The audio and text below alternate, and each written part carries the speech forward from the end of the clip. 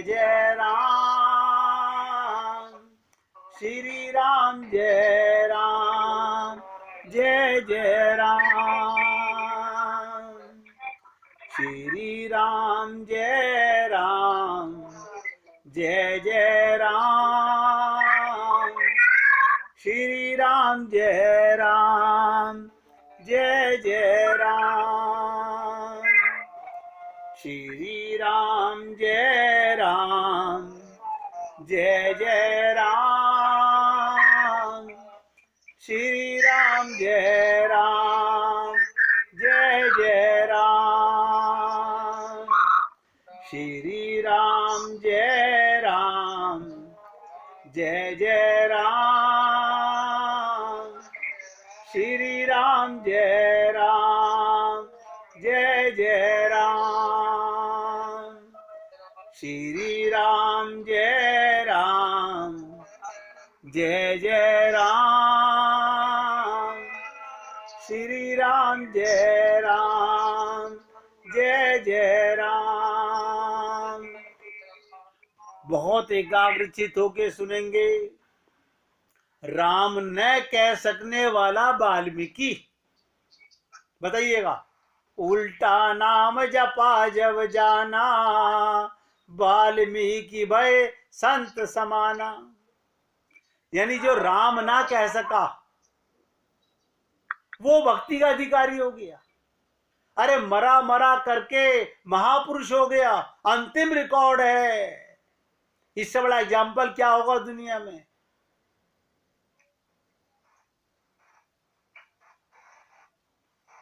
कैसा स्थान, कैसे बैठे लेट के जपो। प्रेम कोई खड़े करके, ये कोई एक पैर पे खड़े होके तपस्या करने वाला काम नहीं है।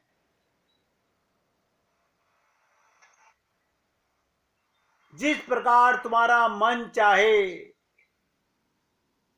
भगवान से कभी भी कहीं भी कोई नियम कायदे कानून नहीं। कहते ना, वहां तो साधन सब फेल हो जाते हैं। रामचरितमानस में क्या कहा गया? पुरुष नपुंसक नारी नर, जीव चराचर कोय। ध्यान से सुनो। पुरुष नपुंसक नारी नर, जीव चराचर कोय, सर्वभाव भज कपट तजी। बस मोही परम प्रिय सोए। सर्वभाव भज और कपट तजी। अरे भक्ति बंतति नीच हूं प्राणी, कोई भी जीव हो वह मेरा दास है। सबको अधिकार है, सब मेरे बच्चे हैं। लायक हो नालायक हो, सदाचारी हो दुराचारी हो, साधक हो सिद्ध हो, मुक्त हो मुमुक्षु हो, विरक्त हो आसक्त हो, सर्वत्र भक्ति, सबको अधिकार एक सा। ध्यान से सुनिएगा। ब्रह्मा शंकर भी वहीं खड़े होंगे जहां भक्त खड़े होंगे। एक लेवल, कोई ऊंची कुर्सी नहीं भगवान के सामने। सब बराबर हैं, सब भगवान के दास हैं। इसलिए निवेदन करना मेरा कार्य है। अब मानना ना मानना ये भी आपको बता देता हूं। खाली सुनने से भक्ति नहीं होगी। बहुत से लोग हर पूर्णिमा पे सत्यनारायण भगवान की कथा सुनते हैं,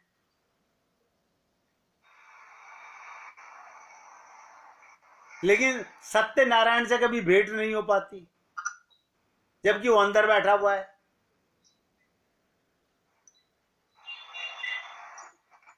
ध्यान दीजिएगा। बच्चे का क्या स्वभाव होता है। बच्चे का स्वभाव आपने देखा होगा, वो मस्त खेलता, खाता पीता सोता है। बच्चा मस्त खेलता खाता पीता सोता है। माता पिता से गुस्सा भी करता है, क्रोध भी होता है, लड़ता भी है, रोता भी है, जिद भी करता है। उसके मन में कभी ये नहीं आता कि मेरी चिंता मुझे खुद करनी है। देखिएगा, हम बच्चे हैं भगवान के, और कहते क्या है, चिंता दीन दयाल को मोमन सदा आनंद। ये सिर्फ कथनी नहीं, करनी में लेके आओ। हम बच्चे हैं भगवान के, हमारी चिंता भगवान करेगा। बच्चा कभी चिंता नहीं करता हर बात के लिए, ना उसके माता पिता हैं, कोई चिंता कुछ नहीं।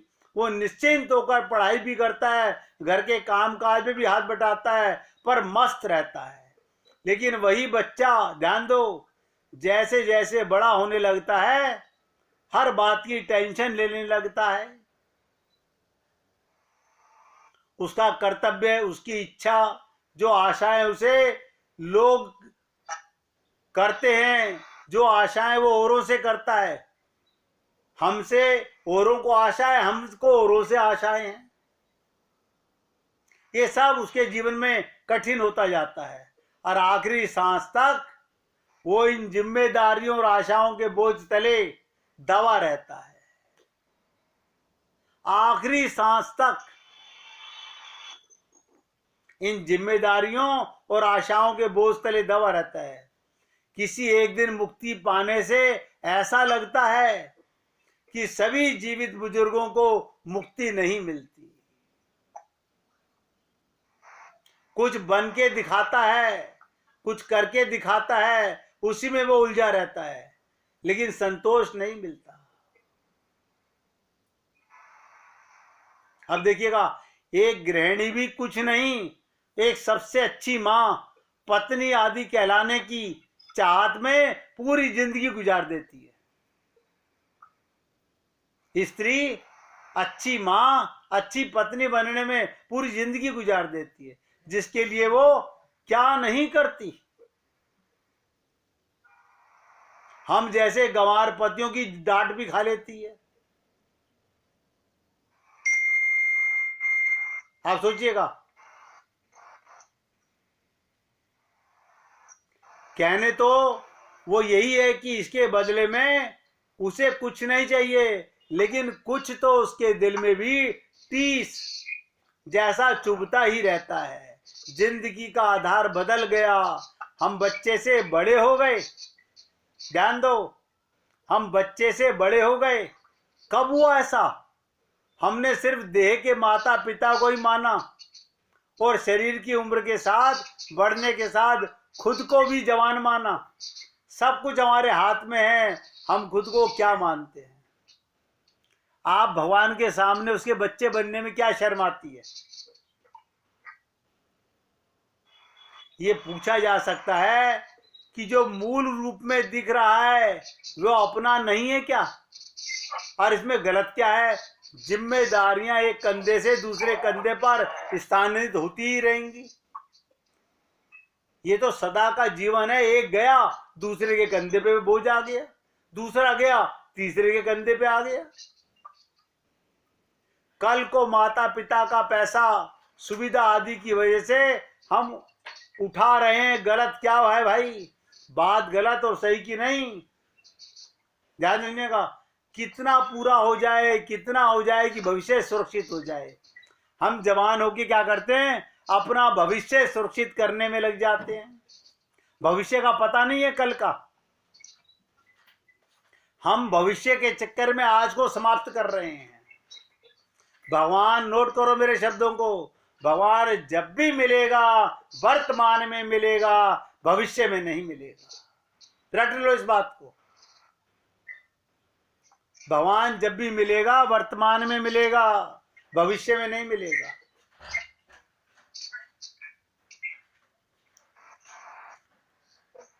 देखिएगा, तभी तो हम लोगों को बचपन इतना याद आता और कहते हैं काश फिर से वही बेफिक्री के दिन वापस आ जाएं। लेकिन इसका अर्थ ये हुआ, आपके माता पिता समान रहते हैं, लेकिन वो भी तो सोच सकते हैं, उनकी गलती है, जिम्मेदारी उठाएं। सच में हमें सदा अपने आप को भगवान की संतान मानना चाहिए और सदा आनंद में रहना चाहिए। ये भजन तो भगवान उठा रहा है। एक तरफ तो गाते हैं करते हो तुम कन्हैया मेरा नाम हो रहा है, और एक तरफ टेंशन में जिंदगी कट रही है, आपको क्या पता।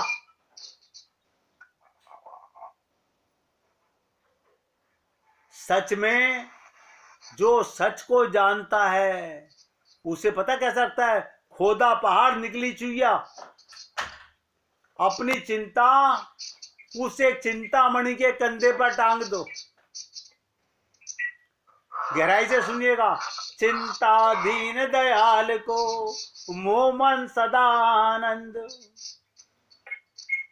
वास्तविक बात तो यह है, सत्य तो हमेशा से ही है, राजा वही है, संपत्ति उसी रघुपति की आई। ये सारी संपत्ति किसकी है? भगवान की। भगवान ने हमें चौकीदार बनाया, हम मालिक बन बैठे। ध्यान दो, भगवान ने हमें चौकीदार बनाया, हम मालिक बन बैठे।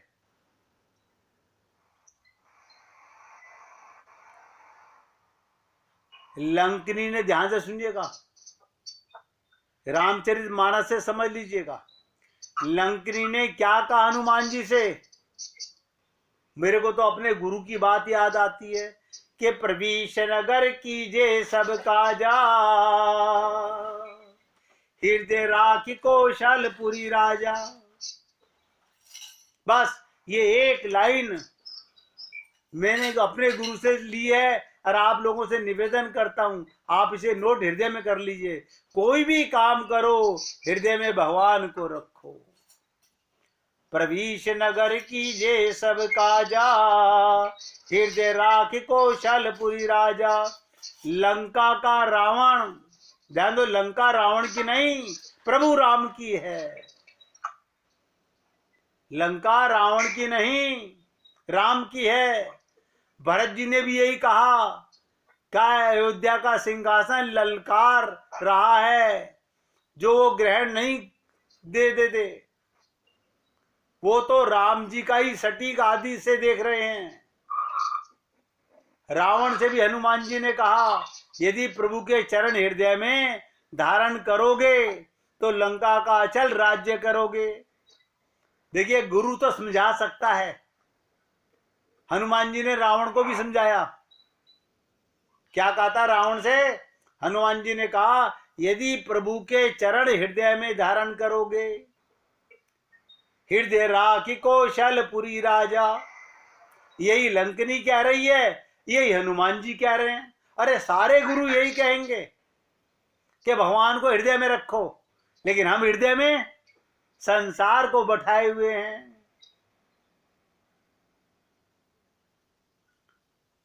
तो हनुमान जी ने क्या कहा रावण से? भगवान के चरणों को हृदय में रखोगे तो अतल राज्य करोगे। और याद दिलाओ कि जो कुछ भी केवल भगवान राम के बल से है। सुग्रीव और विभीषण को भी लंका में प्रतिपल यह आभास हुआ कि प्रभु ही सब कुछ कर रहे हैं। यहां तक कि वो रावण से भी अपने मन का कार्य करा लेते हैं।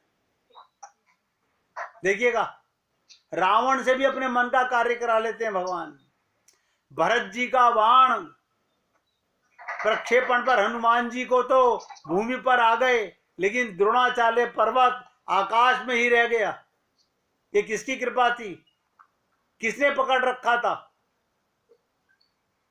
हनुमान जी को बड़ा घमंड था कि मैं ये पर्वत उठा के ला रहा हूं। हनुमान जी तो नीचे गिरे, अब पर्वत ऊपर लटका रहा। तब हनुमान जी को बड़ा ताज्जुब हुआ कि ओहो, करते हो तुम कन्हैया मेरा नाम हो रहा है। रोक तो तुमने रखा था पहाड़ को, मैं समझ रहा था मैंने उठा रखा है। जिस दिन मैंने ये रहस्य समझ लिया, उसी दिन मुक्ति। नोट करो, उसी दिन मस्ती, उसी दिन बेपरवाही। लेकिन हमें आदत कुछ और पड़ी हुई है, इसलिए परेशानी तो होती ही है मन में, संशय भी थोड़ा थोड़ा होता है। क्या कहते हैं, इंतजाम नहीं हुआ तो क्या होगा। याद रखना, जैसे जैसे धीरे धीरे समर्पण बढ़ता जा रहा है, हम कम से कम होते चले जाएंगे। अभी हम संसार में पूरे फंसे पड़े हुए हैं, पूरे फंसे पड़े हुए हैं, कम होते चले जाएंगे। हमें पता चल जाएगा कि जब जो होना चाहिए मिल जाएगा, जो भी हो, चाहे जितना प्रोजेक्ट सुनने में लगे, कैसे ही आपके बच्चे, कैसे ही बच्चों को फोड़ा हो जाए, डॉक्टर से चीरा लगवाने जाते हैं नहीं, बच्चा कितना रोता है, मां को बुरा लगता है, लेकिन उसके बाद रक्त और दर्द से संबंध पाके चैन से सो जाता है। पूरी दुनिया भी पराई और दुश्मन हो जाए तो भी सीताराम है ना, बस। फिर हमें क्या करना है, क्या करना है, नोट कर लो। आज से कसम खा लो, आज से मैंने कसम खा ली, मुझे राम काज करना है, बस। काम काज नहीं, राम काज करना है। मैं काम की जगह राम को लाना चाहता हूं कि राम काज करना है।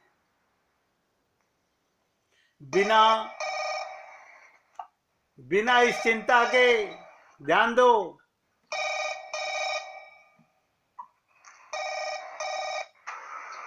दवाई वाला आ रहा होगा।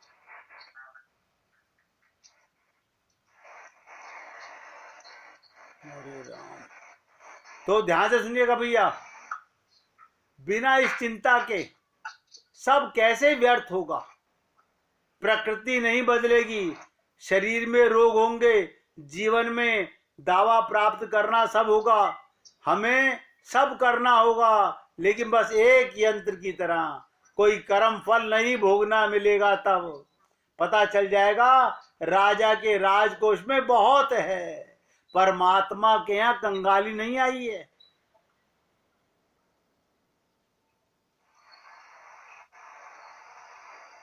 जब कभी भी मिल जाएगा, क्योंकि संयोगवश राजा ही हमारा पिता है, महारानी ही हमारी माता पिता हैं, और हम उनके बच्चे हैं। जैसे वो हमारे माता पिता, वैसे ही हमारे माता पिता और हमारे बच्चों के भी माता पिता रट लो। सभी जिम्मेदारियां खत्म, अब कर्म, प्रेम और निश्चिंतता से निकल जाएगा जीवन। तनाव और भय से नहीं, आशा और लोभ से नहीं। जो भी बल, बुद्धि, विवेक, कला आदि हमारे पास है, उसका अब संकुचित नहीं होगा सभी के लिए। अगर आप और हम लोग इन छोटी छोटी सी बातों को जीवन में उतार लें। मैंने आपको एक दिन पहले भी एक कथा सुनाई थी, अगर याद रही हो। विवेक और वैभव दो मित्र हैं, दो मित्र हैं, विवेक और वैभव।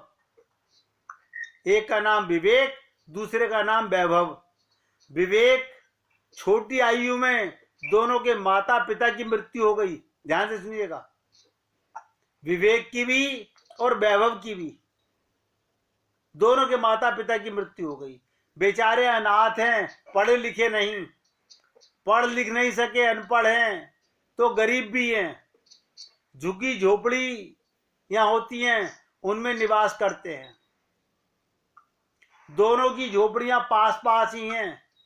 दोनों मित्र हैं, घनिष्ठ मित्र हैं, युवावस्था है, भरपूर यौवन है दोनों के ऊपर, शरीर अच्छा और बलवान है। दोनों आज मन ही मन इकट्ठे हो जाते हैं जंगल में, जंगल से लकड़ियां काटते हैं, लकड़ियां काट के उन्हें बेच के अपना गुजारा करते हैं। ये उनकी जीवनचर्या है। आज दोनों इकट्ठे बैठे, सोचो ना, सोचिएगा, 25-25, 26-26, 27-27 साल की आयु हो गई। यदि इस वक्त भी सोच आ गई तो परमात्मा की कृपा है। क्या सोचा? ध्यान दीजिएगा, मैंने नाम क्या बताए दोनों के? एक विवेक और एक वैभव। विवेक कहता है वैभव क्या जिंदगी यही है? सुबह उठे, कुल्हाड़ी पकड़ी, जंगल की ओर निकल गए, जाकर वहां से लकड़ी काटी, इकट्ठी की, बंडल बनाया, बंडल बनाकर बाजार आकर बेचा, मजदूरी मिली, पैसे मिले, अन्न इत्यादि खरीदा, खाना बनाया, खाया और सो गए। ये सारे व्यापारी सोचें, सारे व्यापारी सोचें कि सारा दिन मेहनत करके कमाया, खाया और सो गए। अगले दिन फिर जागे, फिर वही दुकान, फिर वही कारखाना, फिर वही मजदूरी। क्या जिंदगी यही है? कमाना, खाना, सोना और फिर कमाना, खाना, फिर सोना। आज विवेक के मन में ये विवेक की बात जागृत हुई। देखिएगा, आज विवेक के मन में विवेक जागा जो हम लोगों को सोया हुआ है। वैभव क्या कहता है? अरे छोड़ यार, क्या बातें कर रहा है। विवेक यहां तक कहता है, वैभव पढ़े लिखे होते तो शास्त्रों का अध्ययन किया होता, शास्त्रों का अध्ययन किया होता तो हमारा जीवन का रुख, हमारा जीवन और तरह का होता। अब क्या यही जीवन लक्ष्यहीन, एमलेस लाइफ हम जी रहे हैं? याद रखना जो मैं बोल रहा हूं, खाना पीना सोना, पशुओं का भी यही काम है। पशु क्या कर रहे हैं? खाना पीना सोना। मानव में एक गुण कि वो भगवान से प्रेम कर सकता है, उसका नाम जप कर सकता है, सत्संग कर सकता है, अपना कल्याण कर सकता है। वो तो किया ही नहीं। आज अपने जीवन पर बहुत थू थू कर रहे हैं दोनों जने। वैभव कहता है छोड़ विवेक, क्या बातें कर रहा है, जो चीज हो नहीं सकती उसका क्या सोचना।